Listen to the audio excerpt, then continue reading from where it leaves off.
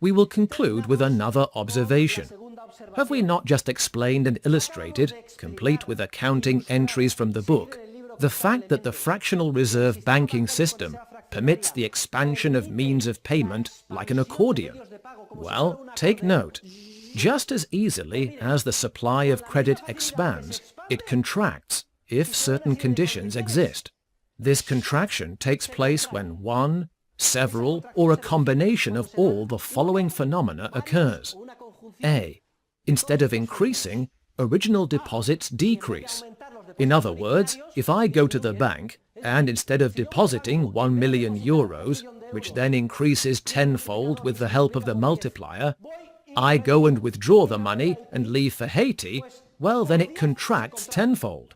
This is the same procedure we discussed earlier, but in reverse. B. The public's desire to hold monetary units outside the banking system increases. Whoa, I do not trust the banking system. I'm feeling uncertain. I am going to keep my money at home. A contraction occurs. C. Bankers are wary, as they are now. After a crisis, they say, I had granted 1 million mortgage loans, thinking the money would be paid back, but I will not be getting it back. And businesses are failing. Well, now I am going to lend money in very small doses and give much closer consideration to borrowers' plans and solvency. So, banks begin to grant fewer loans. They do not lend out 90% of what they receive on deposit. They lend out less. There is a contraction. D. Borrowers seek fewer loans. This is happening now as well. What a blow I have suffered as an entrepreneur. All the hopes I had pinned on my real estate development have come to nothing.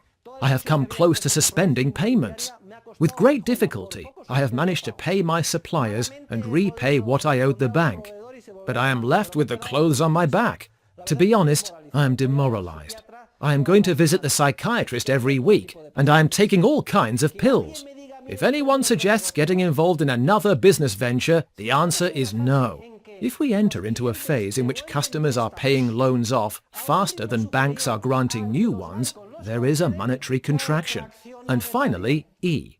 There are many defaulters, which is also true at present. In other words, many families or households and companies suspend payments and do not repay their loans.